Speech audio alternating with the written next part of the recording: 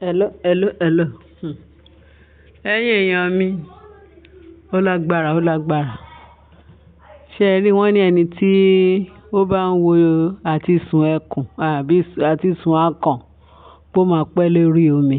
ó máa pẹ́ létí omi, bọ́n ṣe máa ń sọ. Ẹni tó bá dẹ̀ sọ pé òun fẹ́ fi lékeléké tó bá fẹ́ fi ara ẹ̀ wé ẹyẹ, wọ́n ní kò lè ṣiṣẹ́ ẹyẹ. Òun ni ó dífá fún Queen Naomi àti Ashley àti fake babaláwo tí Ashley lọ mú wá sáàfin. Tẹ́ ẹ bá gbàgbé, a ti sọ wípé fake babaláwo Ashley invite wá sáàfin tó lóun wá ríran àpá fún kábíyèsí. Wọ́n nígbà tó dé pẹ̀lú ọ̀pẹ̀lẹ̀ ló bá ní òun ríran pé kábíyèsí nǹkan tó ṣe pé nípa àwọn ọmọ ìbẹ́ta tí Naomi bí fún kábíyèsí. Bí àwọn ọmọ yẹn o, pé kán béèrè lọ́wọ́ Naomi pé ó lọ gbé àwọn ọmọ yẹn láti ibì kan wá fún un, kì í ṣe òun ló lóyún. Kábíyèsí kọ́ ló lóyún láì fọ̀rọ̀ gùn pé kábíyèsí pé fake oyún ni ọmọ yẹn gbé wá tí ó sọ pé òun bí fún kábíyèsí pé kábíyèsí kọ́ ló lọ́mọ. Wọ́n ní kábíyèsí wá ní ló bu Naomi ló ní kán pe Naomi pé àwọn ọmọ tí a bí tí wọ́n ní kì í ṣe gbọ́ nǹkan tí babaláwo ń sọ. Wọ́n ní ṣe ni Naomi wá wò pé kábíyèsí wọ́n ní babaláwo ṣáà ṣe gbogbo oríṣiríṣi nǹkan tó òun ó parọ́ jọ ó ṣe gbogbo ẹ̀jọ́. Àṣé plan work ni o. Wọ́n ní kábíyèsí náà ti wà kárí dé ewé tó wá ní àbírọ́ ni àbó òótọ́ ni àbí bẹ́ẹ̀ ni àbí bẹ́ẹ̀ kọ́ ṣe mọ orú nǹkan bẹ́ẹ̀. Òtúmọ̀pọ̀ tún ti bẹ̀rẹ̀ iṣẹ́. Òtúmọ̀pọ̀ ó tún ti bẹ̀rẹ̀ iṣẹ́ lára kábíyèsí. Ní bá ṣe gbọ́ o, allegedly ni o. Lọ́ba ní kábíyèsí wá ní Naomi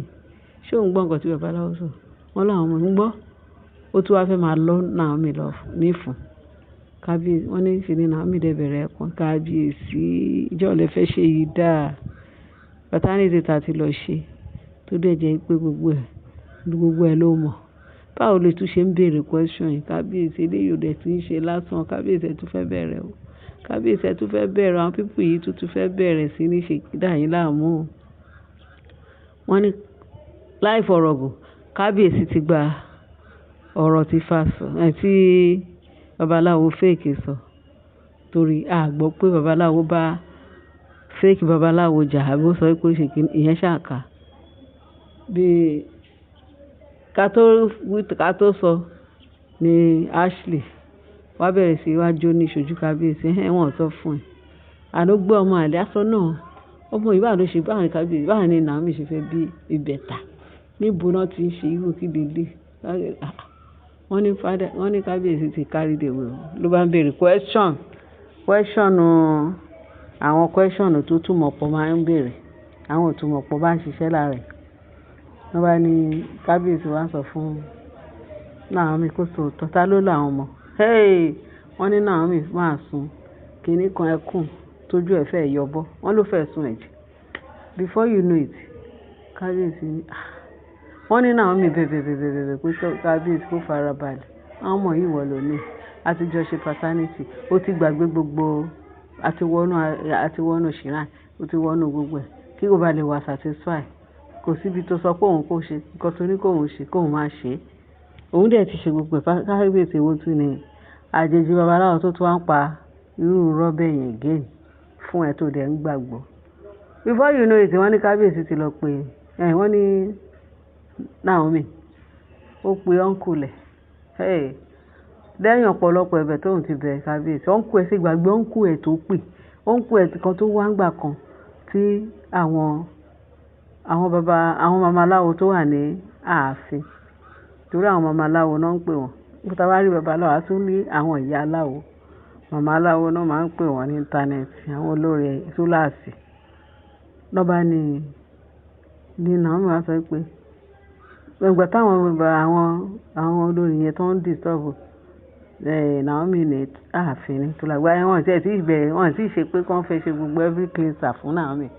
óyè ń wà ní óyè ń wá ń gbà yìí gbogbo ìgbà yẹn Naomi náà ti Naomi dàbí kó ó ṣe lóyún gbà ẹ̀ nígbà tó gbọ́ gbogbo wàhálà ìdààmú tó ń gbọ́ pé àwọn olórí náà set ẹ̀ up fún ti kí ló ń jẹ́ ti kíní kí náà máa ń pè stampede ti Ìbàdàn ṣe mọ̀ pé létà àṣírí tú pé àwọn olórí náà tún wà nídìí ẹ̀ ṣó yẹ wà at the end of the day níṣe ni ẹ̀gbọ́n ọ̀nkùlẹ̀ ó dà pé ẹ̀gbọ́n màmá ẹ̀ ni ó wá láti Australia wọ́n fi ní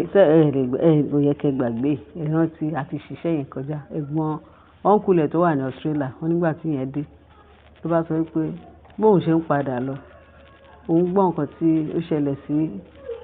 ọmọ sister that is Queen Naomi bóun fẹ́ máa mú lọ sí Australia kó lọ ṣe gbogbo education ẹ̀ kó lọ parí education ẹ̀ lọ ẹni bóyá ó rí kó ṣàkálọ̀ kó lọ ṣe PhD ẹ̀ lọ pé nǹkan kí nǹkan tó bá fẹ́ kà kó lọ kà lọ torí ẹnìkan ò ní wá fi àbúrò àwọn fi ṣe títàfàlà ní Nàìjíríà torí kíni in the name of marriage to hell with that bóyá kó kà lọ wọn ní kábíyèsí Naomi ó dẹ̀ yín yóò fẹ́ ń gbà yẹn wáyé pé Naomi mọ̀ kó ti tẹ̀lé ẹ̀gbọ́n ẹ̀ lọ sí Australia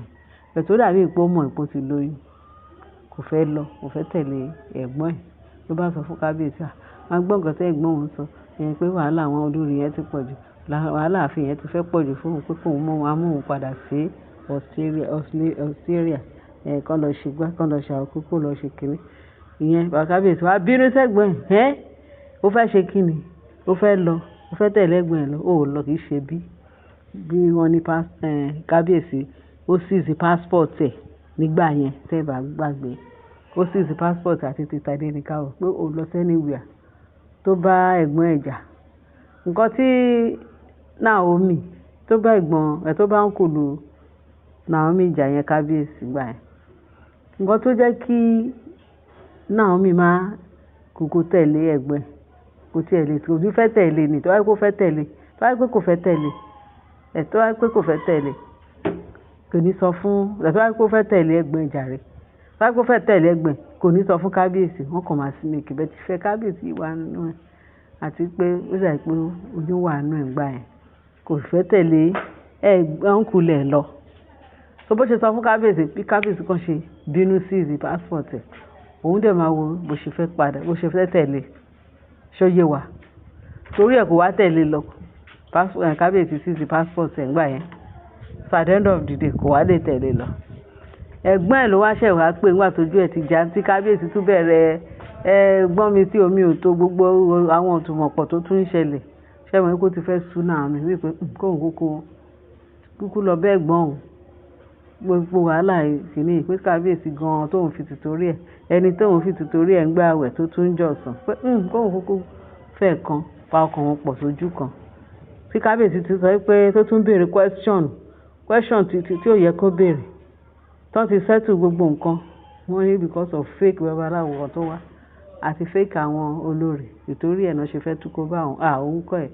òun kẹ̀ pé òun lọ wọ́n ní kí ojú má rí bí gbogbo ara ní oògùn ẹ̀ bí Naomi ṣe pé ẹ̀gbọ́n yẹn báyìí ní kábíyèsí lókè ó ní nǹkan tó ṣẹlẹ̀ ní pé wọ́n ní ṣẹlẹ̀ ẹ̀gbọ́n Naomi dé pé òun àti kábíyèsí this time around wọ́n jọ máa kẹsẹ̀ bọ́ ṣòkòtò kan wọ́n ní bíbẹ̀ ẹ̀gbọ́n láti sọ́nkù Naomi bó ṣe dé nìyẹn hospital tí ẹ ṣe paternity kìíní yẹn pé níbo ni hospital yẹn bóun àti Naomi ṣó dé hospital yẹn nìyẹn báyìí result tó ń ṣe báyìí kìíní kan tó ṣe báyìí pé kàn jẹ́ káwọn rè pé báyìí káṣà báyìí káwọ́ rè òun fẹ́ rí result yẹn tó rán sọ pé result tó ń ṣe ní fún paternity àwọn ọmọ yẹn àti DNA àti gbogbo pé àwọn fẹ́ rí result copy láti ṣe copy tó wà lọ́dọ̀ tiwọn evidence wọ́n nígbà tí bọ̀bọ́ yẹn gbé àwọn doctor wọ́n gbé gbogbo evidence yẹn jáde gbogbo result tó ń ṣe ń gbà yẹn pẹ̀lú kábíyèsí pẹ̀lú Naomi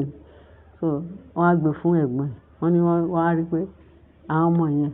pé kábíyèsí ló ni wọ́n. That is 99.9 evidence result yẹn ló gbé jáde pé kábíyèsí ló ni. Àyìn wá gbọ́ ní bàbá yẹn wá gba result yẹn pé òun àti kábíyèsí wọ́n jọ máa fi ìgagbága. Wọ́n ṣe dọ́dọ̀ kábíyèsí ojú kábíyèsí wá ń pa kànnàkan ló wá ń wò wàìwà kí lélẹ̀. Wọ́n ní now the point tí mo ti fẹ́ mú jáde ni pé wọ́n ní àwọn tó plan kìíní yẹn tó lọ pe fake babaláwo wọ́n ní gbogbo àwọn olórí yẹn ti sá lọ. Wọ́n ti sá lọ wọ́n rí bí because ẹ̀gbọ́n yẹn ó fẹ́ páàkì gbogbo wọn. Wọ́n fẹ́ lọ jẹ́ ẹjọ́ nílé ẹjọ́ ẹ̀ tí wọ́n rí wọn kó sí wọ́n ti sá lọ gẹ́gẹ́ bá ṣe gbọ́. So ẹ̀yin èèyàn wa ẹ máa bá ìran bọ̀ ẹ̀yin máa ríran ẹ̀yin máa gbọ́rọ̀. Ṣé rí pé àwọn olórí yẹn tí kábíyèsí ò bá ti wá nǹkan ṣe sí ọlọ́run má jẹ́ kí kábíyèsí ọlọ́run tí ẹni jẹ́ kó kábàámọ̀ kò ní kábàámọ̀ Naomi ò ní kábàámọ̀ because kíní yìí ó ń pọ̀ sí kí Jésù kó bá túbọ̀ ṣẹ́ ogun kó bá dáná sun gbogbo agbára òkùnkùn torí agbára òkùnkùn kò lè borí agbára ìmọ́lẹ̀. Ẹ ṣé ẹ̀yin èèyàn wa ẹ bá share kẹ́ bá like kẹ́ bá fi tó kù sí comment section kẹ́ lè bá tẹ bọ́tìn kékeré yẹn kẹ́ bá subscribe kẹ́ bá ti tẹ anytime tí a ti gbé any good information jáde ẹ̀yin lè máa kọ́kọ́ gbọ́ etí yín máa gbọ́ rẹ̀ o etí yín ò gbọ́dọ̀ gbọ́ bí lórúkọ Jésù Kristi Olúwa wa àmín. Ẹ ṣé gan bẹ́ẹ̀ ṣe tẹ́tí sí wa láyọ̀ o.